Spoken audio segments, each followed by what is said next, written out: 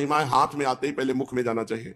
विचार करने की जरूरत नहीं कि मैं कुल्ला किए हूं कि नहीं, नहाए हूं कि नहीं, इससे कोई मतलब नहीं। अगर प्रसाद मिला है तो पहला काम होना चाहिए हाथ में आते हो दाहिने हाथ में लेना चाहिए। इष्ट संबंधी कोई भी क्रिया बाएं हाथ से नहीं करनी चाहिए, बाएं हाथ से लेना नहीं। प्रसाद है, प्रसादी वस्त्र है या कुछ भी भगवत संबंधी, ऐसे नहीं कि बायां हाथ लंबा दिया, काट दिया था राजा ने बायां हाथ।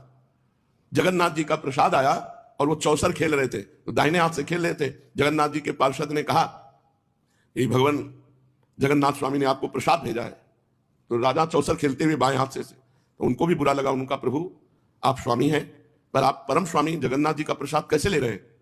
तो उनका होश आया, तो क्षमा कीजिए क्षमा कीजिए, चौसर में थे। उनका दाहिना हाथ किस काम में आएगा? इसने भगवान का प्रसाद नहीं लिया तो इसको कटवा देंगे।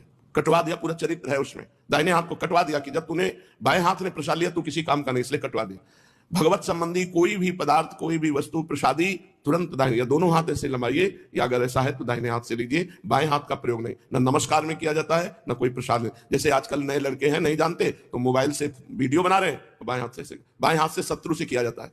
जब शत्रु का दूत जाता था दूसरे राज्य में तो बाएं हाथ से सलाम करता था, दाहिने हाथ का प्रयोग नहीं करता था, क्योंकि शत्रुता का प्रमाण है कि मैं तुमसे झुकने नहीं आया, मैं तुमसे शत्रुता का बर्ताव करूंगा और अगर विजय की आशा रखते हो तो युद्ध करो हमसे। तो जो पार्षद जाता था दूसरे, वो बाएं हाथ से सलाम, हर बात बाएं हाथ से लेता था। अगर पत्र भी लेना है तो बाएं हाथ से लेगा, क्योंकि शत्रु पक्ष। महिमाएं हाथ में आते ही पहले मुख में जाना चाहिए।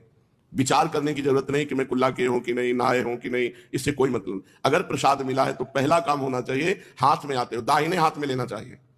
इष्ट संबंधी कोई भी क्रिया बाएं हाथ से नहीं करनी चाहिए,